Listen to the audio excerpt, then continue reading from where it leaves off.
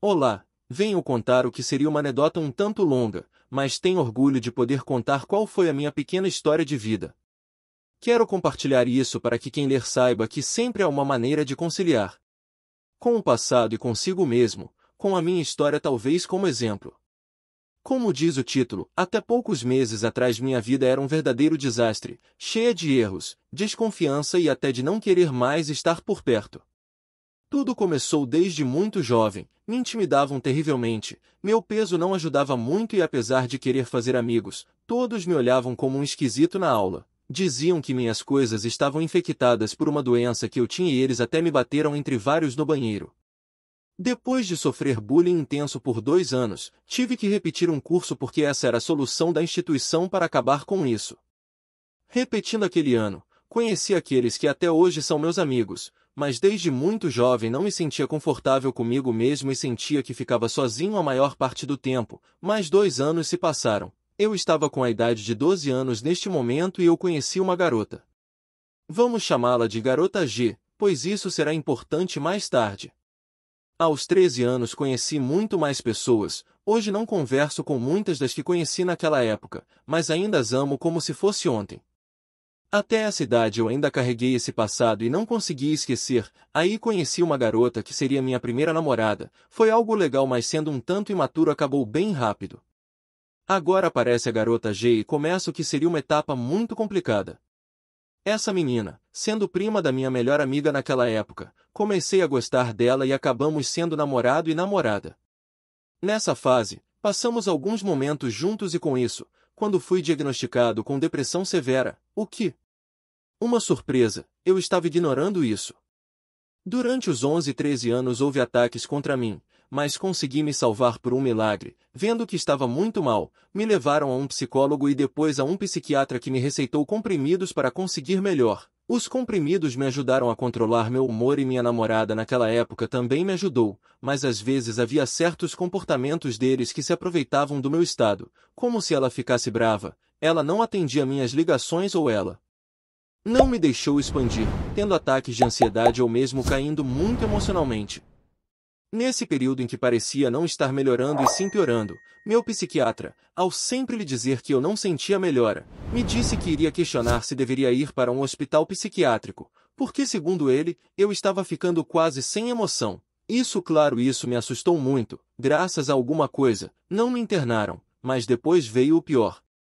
Quando finalmente comecei a me controlar, minha avó estava internada. Nessa época eu tinha quase 15 anos e o mundo caiu sobre mim. Ninguém me contou o que minha avó tinha e eu confiei que assim que saíssemos do hospital poderíamos ir embora essas coisas ruins atrás de dias.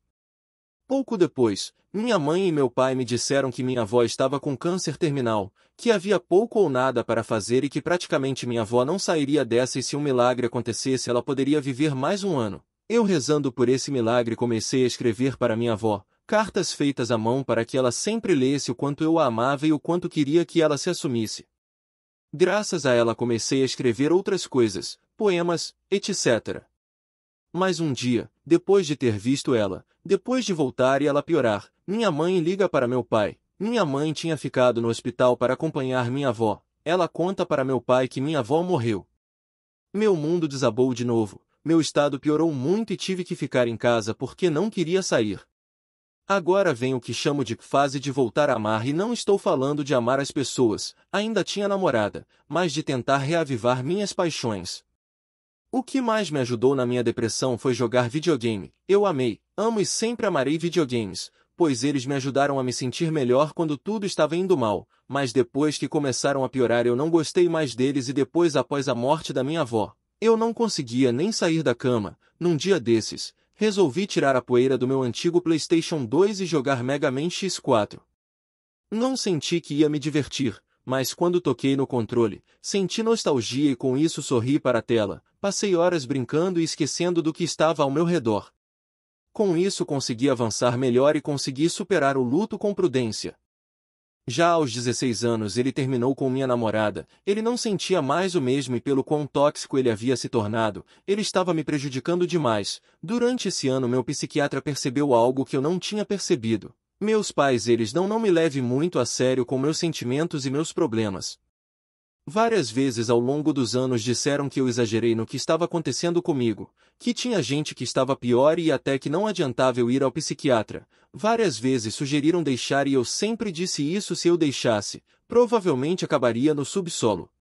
Um dia meu psiquiatra levantou essa questão com meus pais, que disseram que entendiam a situação e que fariam algo para mudar. Agora chega, um problema que eu já tinha há muito tempo, mas percebi tarde demais. Se isso fosse um anime, seria o arco Meus Pais vs Eu. Na casa havia discussões à torto e à direito. Toda vez que eu falava alguma coisa com a qual eles não concordavam ou fazia algo que eu estava um pouco errado, eles gritavam comigo, me diziam que eu era um fracasso, que eles não fizeram isso. Não me amem mesmo quem nunca teve orgulho de mim. Isso já aconteceu aos 14 anos e isso já aconteceu aos 10 anos. Eu nunca respondi, mas neste ponto, quebrei com extrema facilidade. Estava lidando com pensamentos autodestrutivos, com o luto e, principalmente, com abusos verbais e psicológicos contra mim. Nunca melhorei por isso e aos 16 anos não queria mais vê-los, queria escapar, mas não consegui, tive que aguentar. Veio a pandemia e isso se intensificou muito, ficar o dia todo em casa, as discussões, se é que se pode chamar isso de discussões, se intensificaram em 200% e assim que respondi me deram o discurso inteiro. Fui assim até os 18 anos, onde não ousei responder além de um desculpe. Só para você saber, nessa idade meu luto estava quase acabando e continuei escrevendo até hoje, mas ainda carregava muita dor dentro de mim. Depois da namorada que tive dos 14 aos 16, consegui arrumar mais 2 namoradas, mas nenhuma delas acabou bem e acabei desistindo de tentar.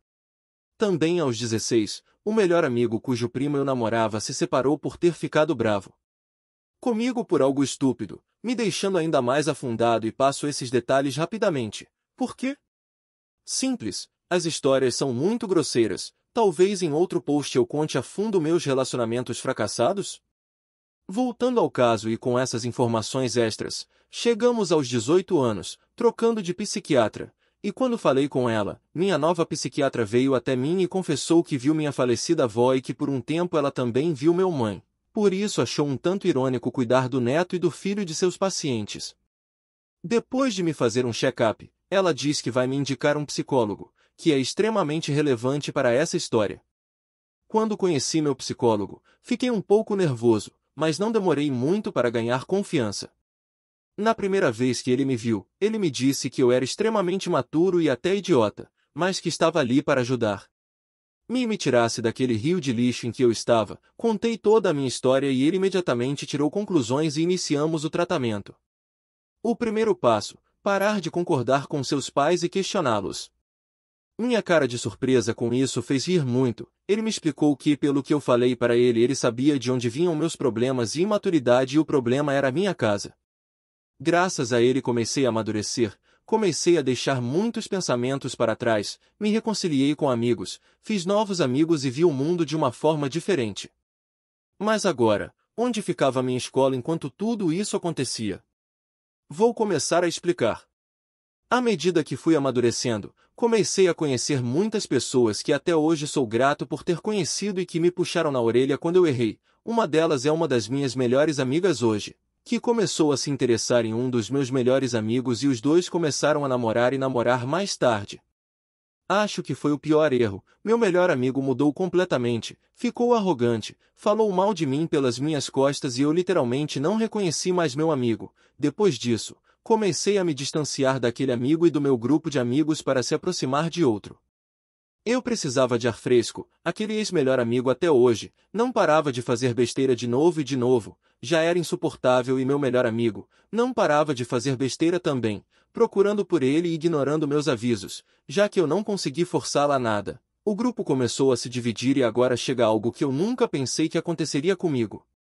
Não costumo me meter em muitos problemas, sou uma pessoa bastante calma, mas alguém espalhou um boato falso de que eu tinha falado de maneiras estranhas com um menor, quando não foi o caso. É verdade que eu tinha amigos menores. Ora, estamos com problemas na escola e na minha escola tinha todas as idades e devido às atividades e oficinas você conheceu muita gente, foi o meu caso. Um dia saindo com 2 amigos, recebemos mensagem da minha melhor amiga. Hoje essas 2 amigas são minhas melhores amigas. Minha melhor amiga havia escrito para ela, uma pessoa do grupo, comentando que não entendia como era nossa amiga, que tinha intenção de cancelar nós, que éramos praticamente a encarnação do diabo. Essa maluca, ela tinha um namorado que fazia tudo o que ele havia descrito, ele tinha feito e mais, nenhum de nós tinha feito nada disso. Depois daquela tentativa de nos cancelar, o grupo se dividiu, muitos ficaram incomodados e tomaram outros caminhos e poucos de nós permaneceram. As pessoas realmente começaram a acreditar nesses rumores e começou a me afetar muito o fato de estarem falando muito mal de mim por algo que era inocente. Minha casa não ajudava muito, ninguém me apoiava e meus amigos estavam muito ocupados, os boatos não iam além disso, mas ainda tem gente que acredita neles. Depois de terminar a escola, eu sabia que queria estudar design, então me inscrevi em uma universidade e entrei. Mesmo com todos os meus problemas, me inscrevi com orgulho e entrei com bolsa e tudo. Meu avô me parabenizou muito, mas minha mãe e meu pai, foi uma coisa diferente. Minha mãe, quando eu contei para ele que tinha conseguido uma bolsa e tinha entrado, me contou. Que filho bom, e, nada mais meu pai é pior ainda, que bom e isso, sem nem olhar para mim. Tentei não desanimar, mas era impossível. Ninguém havia me parabenizado e ninguém parecia muito feliz por mim, exceto meu avô. Depois de entrar na universidade tive um ano cheio de altos e baixos, embora mais baixos do que altos. Meu relacionamento com meus pais foi piorando cada vez mais e eu estava ficando preocupado e já chegamos ao final do ano anterior. O ponto mais baixo da minha vida. Depois de sofrer de depressão severa, ter conflitos constantes com meus pais, ser falsamente acusado de coisas estranhas, ninguém se interessar por mim e pelos meus gostos, ninguém se orgulhar, meus amigos me deixando de lado, bullying que me deixou no meu nível mais baixo e tudo isso mais a morte da minha avó que eu considerava minha outra mãe. O que sobrou? Bom, simples, uma última briga com meus pais. A essa altura eu já tinha resolvido muitas coisas do meu passado, eles me deram alta com minha depressão, me dei melhor com meu irmão, que não aparece na história porque ele fez não tem muito a ver com a minha tristeza. Talvez nunca tenha conseguido falar com ele cara a cara, mas não foi tão sério. Comecei a sorrir e a curtir meus hobbies, comecei a viver minha vida melhor do que antes. Algo ainda me fazia barulho, senti que algo não havia sido resolvido. O Natal estava se aproximando e eu ainda não tinha presente, então tive que ir comprar presentes. Encontrei um amigo depois de comprar alguns presentes e fiquei na casa dele até o dia de Natal, que foi no dia seguinte. Então na manhã seguinte vou para casa, com presentes, um pouco cansada mas feliz. Quando meu pai vem me procurar em um lugar onde disse que iria me buscar, percebo que ele está extremamente irritado. Meu pai sempre teve problemas de raiva, sempre ameaçava me bater ou me insultava e nunca manteve essa compostura. Eu tinha muito medo dele e sempre tive medo que ele fizesse algo muito sério comigo.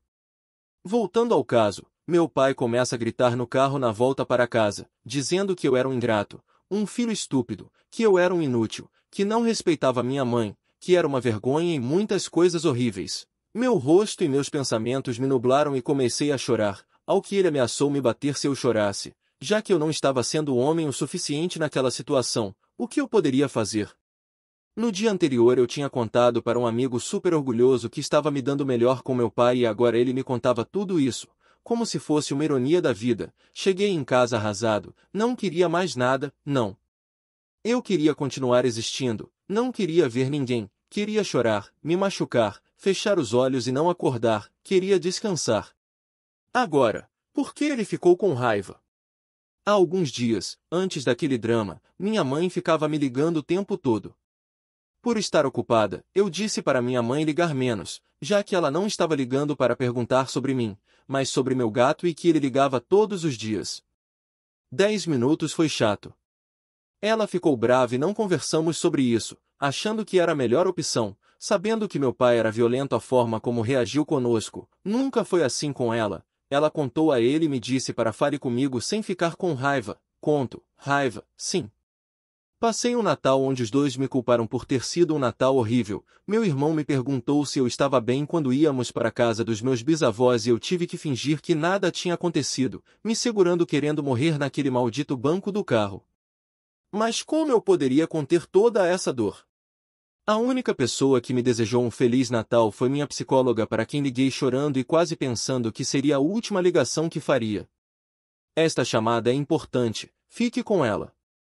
Aquele Natal foi horrível e eu não conseguia me animar, então no dia seguinte conversei com meus pais porque minha psicóloga me aconselhou a fazer isso. Foi um desastre, eles ficaram agressivos, me culparam por tudo e até me chamaram de mentiroso. Pediram para falar com meu psicólogo, pensando que eu estava mentindo para eles e talvez contassem a eles se mentissem para mim, às vezes agindo de forma estúpida com as coisas que faziam. Naquele dia tudo mudaria, meu irmão descobriu o que havia acontecido e resolveu conversar com minha mãe, já que meu pai tinha ido ver meu avô. Minha mãe se tornou vítima e meu irmão explicou a ela que durante todo esse tempo eu havia tentado de tudo para me dar bem com eles, que eles só destruíram meus esforços por serem teimosos e agressivos com suas falas e ameaças.